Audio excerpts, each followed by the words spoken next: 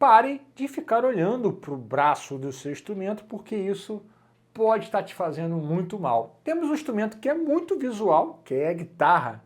Tem um lado positivo em ser muito visual e um lado negativo, e hoje, na prática, eu vou mostrar para vocês como você pode tirar proveito disso e como você tem que tomar cuidado com algumas coisas, tá bom? Eu vou usar, para ilustrar isso, uma frase, um pensamento do grande mestre da guitarra, Alan Rosworth, que diz o seguinte: não deixe sua mão ditar o que você pode fazer no instrumento. Caso você não me conheça, eu sou Matheus Starling. Aqui nesse canal a gente fala de assuntos de música, guitarra, tem várias dicas, tem aulas e tem o Starling Cast, onde eu bato papo com grandes nomes da guitarra e da música do Brasil, tá bom? Então, considere se inscrever aqui porque vale a pena. E é o seguinte, eu vou terminar de ler o que o Alan Rosworth disse nesse trecho todo da entrevista. Não deixe sua mão ditar o que você pode fazer no instrumento. Agora vem um lado que pode parecer meio romântico, mas se atente bem. Olhe para o braço da guitarra e imagine seus olhos dançando nas notas que você quer tocar. Esqueça se sua mão consegue fazer isso ou não. Somente tente. Galera, eu por muito tempo, esse tipo de assunto assim, meio romantizado, eu tive muito problema com isso, né? Quando o cara fala que você tem que tocar o que você sente, você tem que tocar o que o seu coração dita, fica parecendo que o cara tá com preguiça de falar algumas coisas, né? Mas aqui no Alan Rosworth não é nada disso, tá? Não é uma coisa que é subjetiva. O que ele está dizendo aqui? Cara, você não precisa ficar limitado a só o que você está vendo aqui em termos de shapes, né? Nós temos uma limitação no nosso instrumento, que é a questão a gente tem os trastes, é um instrumento físico, e ele é muito visual. Você coloca o dedo aqui e sai um dó.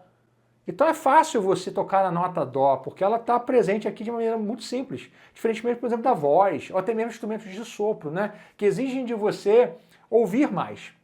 Então esse é o lado negativo do instrumento ser muito visual. Só que também tem um lado positivo, que é, cara, você tentar explorar isso aqui, não preso nos shapes, mas pensar em gestos no instrumento. Eu tive um professor chamado David Tronzo, eu já falei dele várias vezes aqui, porque ele foi muito importante para mim. E eu estudei com ele por 2 anos, foi lá na Berklee College of Music. E ele deu aula também para grandes caras, né?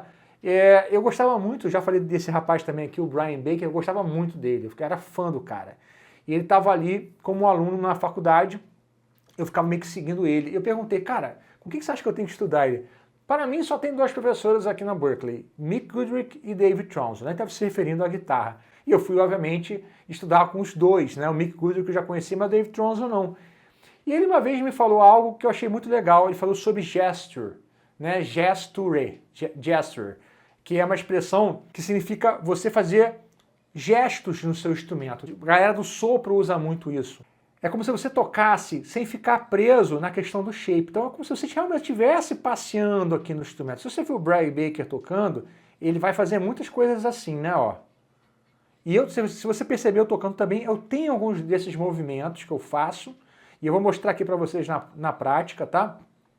Que vem muito dessa influência do David Tronzo. Ele fala, cara, esquece o shape se tá no tom ou não tá.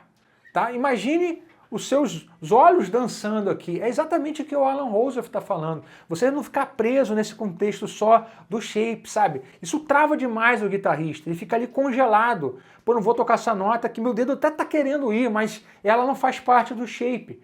Então você está deixando de aproveitar várias coisas que são importantes, caminhos novos que você poderia estar buscando, porque você está quebrando um conceito, um paradigma. Então você tem que tomar cuidado com esse paradigma, né?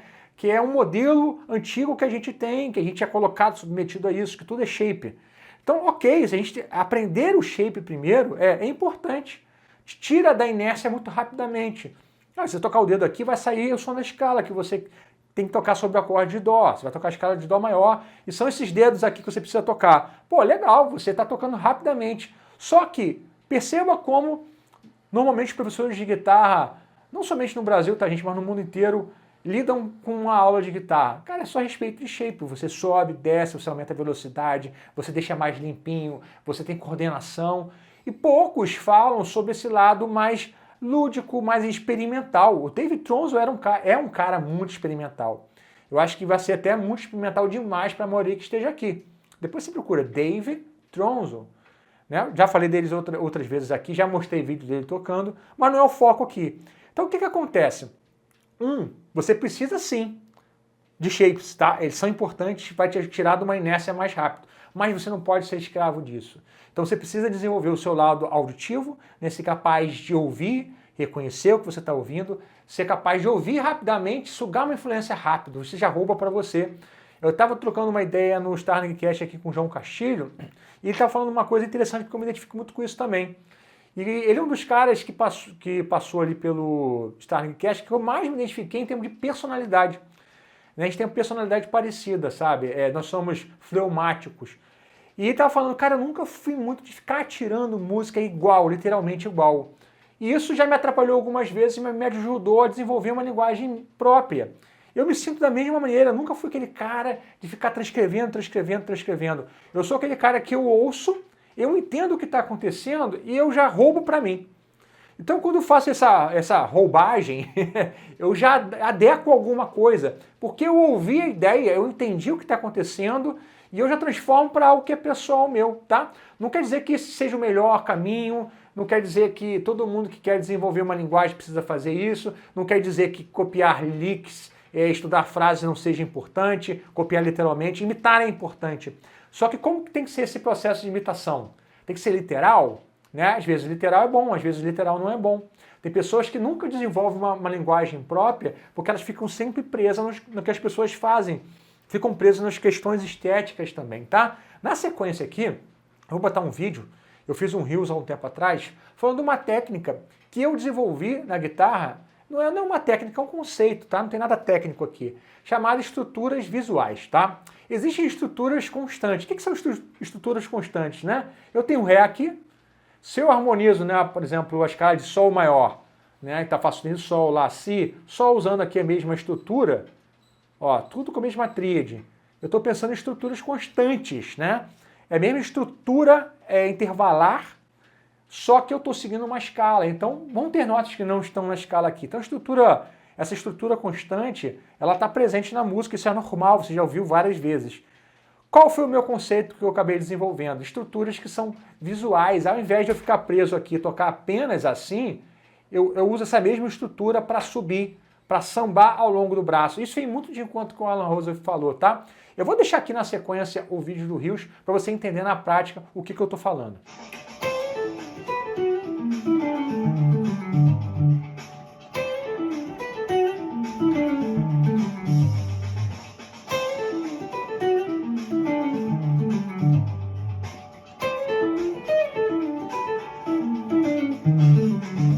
Explicando para vocês o conceito que eu estou usando aqui, ó.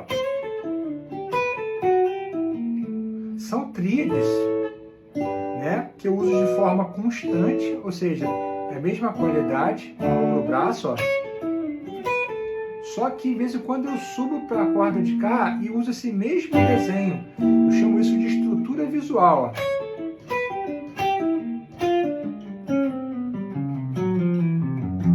Tá?